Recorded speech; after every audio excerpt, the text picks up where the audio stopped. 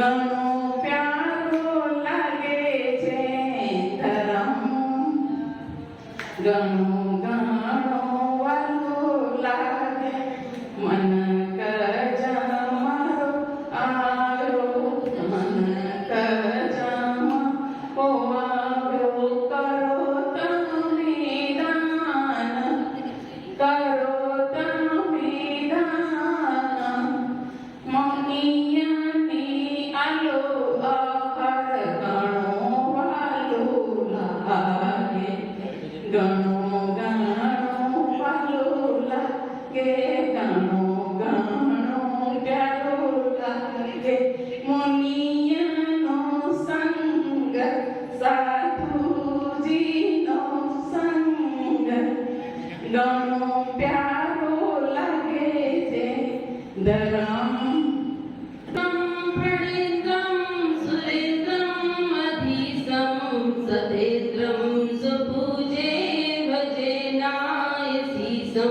मुनीन्द्रं गणेन्द्रं नमो जोड़हार्थं, नमो देवदेवं सदा पार्श्वनाथं, नमो देवदेवं सदा पार्श्वनाथं.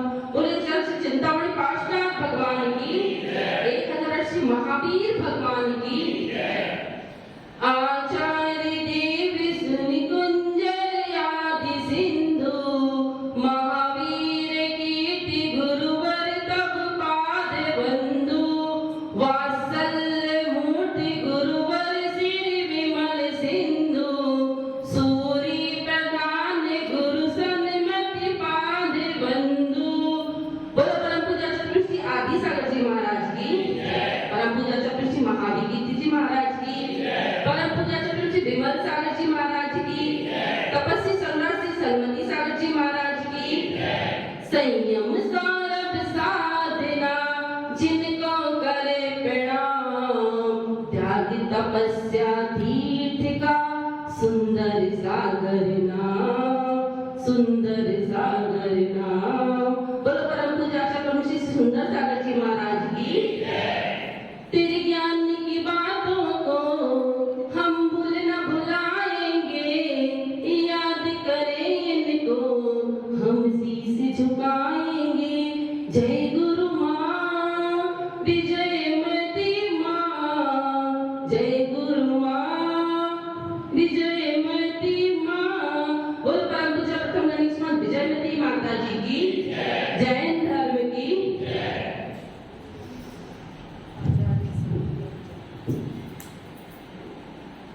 धर्मप्रेमी बंधुओं, दान दान कितने प्रकार का होता है? 4 प्रकार, सबको पता है. आहार दान, औषध दान, अभय दान और ज्ञान दान. अच्छा, दाता कितने प्रकार के होते हैं? 7 प्रकार के तो उनके गुण हैं. दाता कितने प्रकार के होते हैं? 4 प्रकार. एक होते हैं गीली लकड़ी की तरह, एक होते हैं पत्थर के कोयले की तरह, और तीसरे नंबर के होते हैं घास फूस की तरह, और चौथे होते हैं कपूर की तरह. गीली लकड़ी की तरह वो दाता होते हैं जो, जैसे गीली लकड़ी जल्दी से जलती नहीं है, कितना भी प्रयास करो लेकिन वह जलती नहीं है, वह धुआं ही देती है. ऐसे ही जो लोग गीली लकड़ी की तरह होते हैं, उनको कितना भी मनाओ, कितना भी समझाओ, कितना भी कहो, लेकिन वो दान नहीं देते हैं. दान देने के नाम पर वो बहुत सारे बहाने बनाते हैं. जैसे मंदिर में, महावीर मंदिर में कोई काम चल रहा था, तो ट्रस्टी लोग एक सेठ जी के पास पहुंचे, कहने लगे सेठ जी मंदिर में काम चल रहा है, आप थोड़ा सा दान देंगे, पैसे दे देंगे तो काम में गति बढ़ जाएगी और आपकी भी गति सुधर जाएगी. लेकिन सेठ जी ने बहाना बना दिया और कुछ भी दान नहीं दिया. फिर उसमें हमारे कोषाध्यक्ष विनोद जी बोले, अरे सेठ जी, दान देने से आपको परभव सुखमय होता है, आपका यह भव तो आपके धन की वृद्धि भी होती है।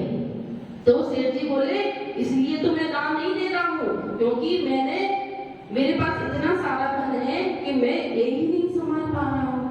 तो उन्होंने कुछ भी दान नहीं दिया। इसी बीच एक भिखारी आ गया कि सेठ जी भगवान के नाम पर कोई कुछ दे दो।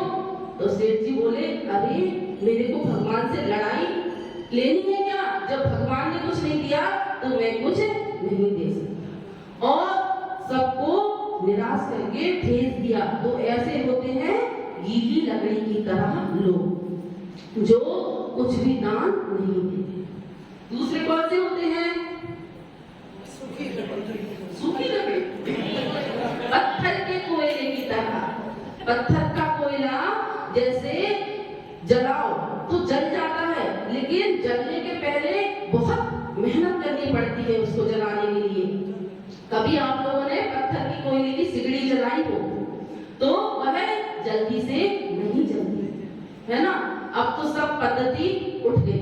अब तो एक मिनट में गैस जलाओ और काम चलाओ। अगर कोई सिगड़ी वाले साधु आ जाए तो आजकल की बहू बेटियों को तो सिगड़ी जलाना क्या देखी नहीं होगी। उनमें बहुत जिज्ञासा हो जाएगी। विजयवती माता जी सिगड़ी का और गट्टी का ही लेती थी। तो कभी कहीं जाते थे तो लोगों की भीड़ लग जाती थी कि गट्टी कैसे चलती है, कैसे चलाने गए लोग कहते शौक से वो चलाने के लिए बैठ जाते हैं। तो ये सब जो हमारी पुरानी पद्धति थी वो बहुत अच्छी थी। हमारा खान पान सब शुद्ध था। आज हम पाश्चात्य संस्कृति को अपना रहे हैं तो हमारे घर घर में आज बीमारी आ गई है। पहले की औरतें गट्टी चलाती थी तो उनकी एक्सरसाइज ऑटोमेटिक हो जाती थी। और आजकल घुटनों में दर्द क्यों हो गया कि भोजन भी आप लोग खड़े खड़े बना रहे हैं। डाइनिंग टेबल पर जाकर बैठ गए, सोफा सेट पे जाकर बैठ गए, जमीन पे बैठने का तो कोई काम ही नहीं है। तो जब हम किचन में खड़े खड़े और हमारा ज्यादा समय कहाँ पर जाता है? किचन में। चौके में नहीं जाता। किचन जहाँ किच किच हो। चौका तो उसको बोलते हैं जहाँ शुद्धि हो। 4 प्रकार की शुद्धि हो, द्रव शुद्धि, भाव शुद्धि, काल शुद्धि और क्षेत्र शुद्धि। तो अपन कहाँ थे? हाँ, पत्थर का कोयला। पत्थर के कोयले वाले लोग मनाने पर मना दे भी देते हैं दान, लेकिन दान देने के पहले वे 17 लोगों से पूछते हैं और दान देने के बाद भी 17 लोगों को बताएंगे देखो मैंने वहां पर दान दिया है, मैंने वहां पर दान दिया। और तीसरे कौन से लोग होते हैं? घास फूस की तरह जो ज्यादा मनवा नहीं करते। अगर आपने थोड़ा सा भी प्रयास किया कि सेठ जी आप मंदिर में कुआं खुद रहा है, दान दो, इस कुएं के जल से भगवान का अभिषेक होगा, आपको पुण्य लगेगा, तो वो दान दे तो देते हैं, लेकिन घास जलने पर क्या हो जाती है? राख छोड़ देती है। तो इसी प्रकार देने के बाद भी हम नाम की इच्छा रखते हैं कि हमारा नाम बहुत अच्छे चिल्ला दे, उस पे लिखना चाहिए पत्थर पे। और अगर नहीं लिखा तो लड़ाई झगड़ा होने लगता है। हमारे मन में ये भावना होनी चाहिए कि हम दान दे रहे हैं, हम नाम की इच्छा नहीं रखें। लेकिन आज सबको नाम ख्याति लाभ पूजा के पीछे पड़े हुए हैं। और चौथे लोग कौन से होते हैं? कपूर की तरह। जैसे कपूर को जलाया तो वो जल गया और कोई निशान भी नहीं छोड़ा। तो ऐसे ही दुनिया में बहुत कम लोग होते हैं जो एक हाथ से दान देते हैं और दूसरे हाथ को भी पता नहीं चलता। लेकिन इसी संख्या में एक उदाहरण है कि एक सेठ जी थे, वो बहुत दान करते थे।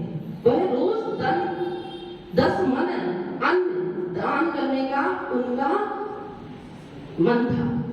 और लेकिन वो कैसे देते थे? ख्याति लाभ पूजा के लिए कि अगर 10 मन दान उन्होंने गेहूं गरीबों को बांटा, उसके बाद अगर वो खत्म हो गया और कोई मांगने आया तो उनके नौकर जाकर उनको डांट फटकार के भगा देते थे। लेकिन सेठ जी की एक बहू थी, वो बहुत धर्मात्मा थी, धार्मिक प्रवृत्ति की थी, उदार प्रवृत्ति की थी और वह रोज दान करती थी।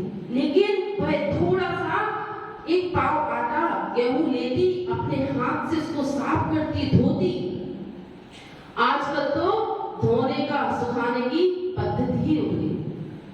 कोई भी राजस्थान में तो शायद ही अब गेहूं वगैरह आप लोग धो के खाते हो, बस बाजार से, और बाजार का पैकेट पिसा हुआ आया, बस काटा और डिब्बों में डाला और चला।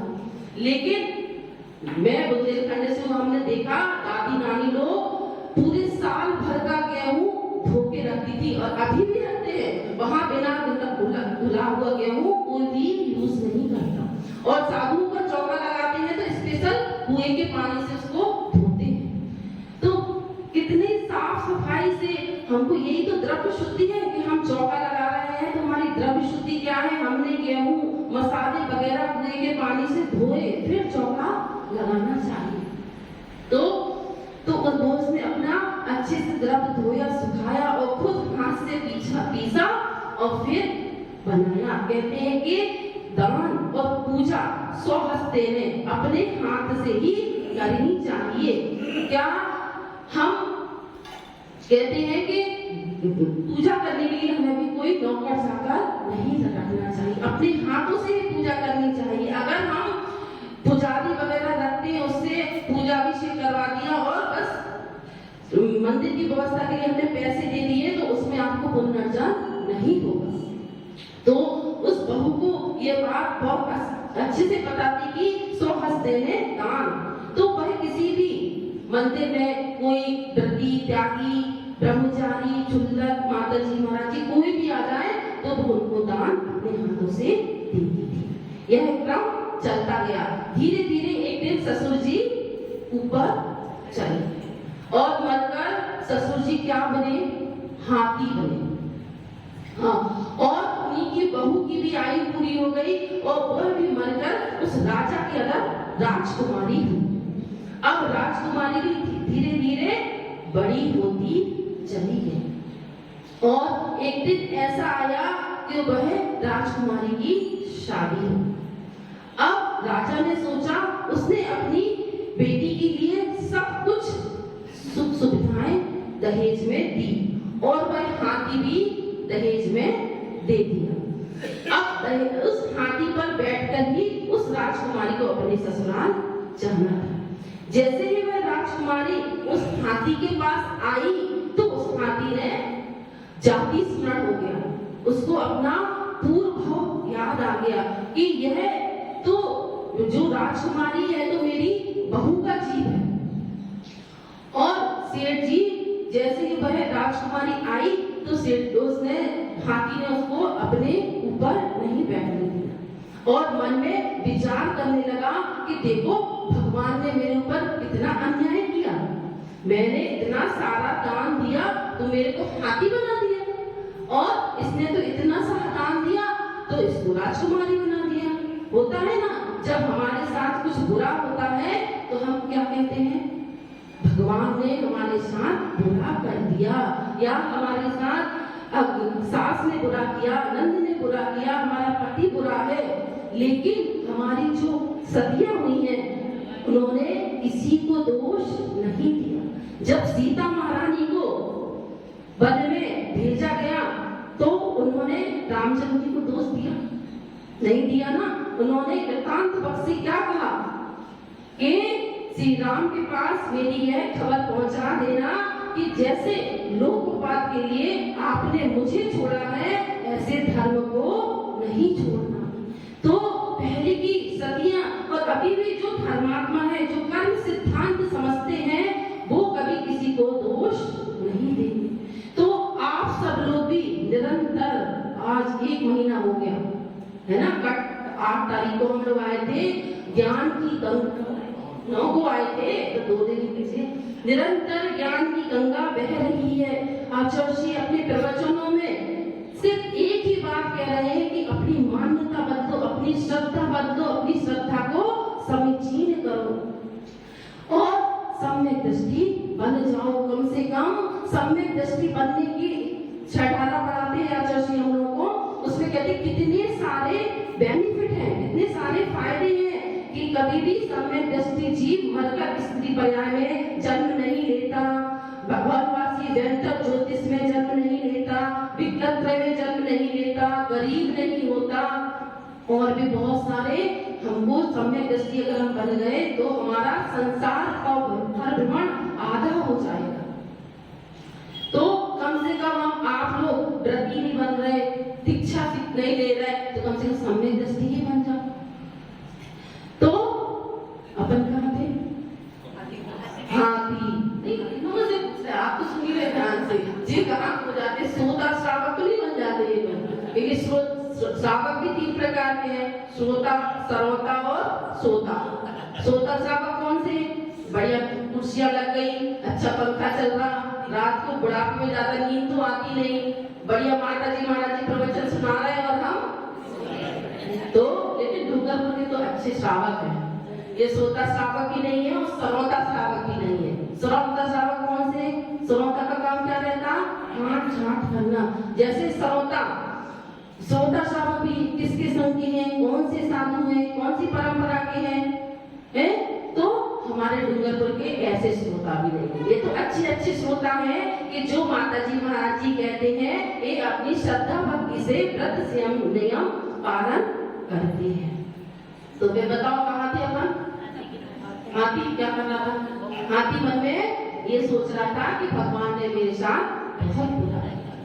तो इधर उस राजकुमारी को भी जाति स्मरण हो गया और उसने उस हाथी के कान में कहा कि अरे भगवान ने अन्याय नहीं किया, जिस भावना से जैसी इच्छा से तुमने दान दिया तो उतना तुमको मिल भी तो रहा है खाने के लिए। तुमने 10 मन दान दिया तो तुमको खाने के लिए भी उतना मिल रहा है, और मैंने जिस भावना से दान दिया मुझको उससे ज्यादा भी नहीं मिल रहा है।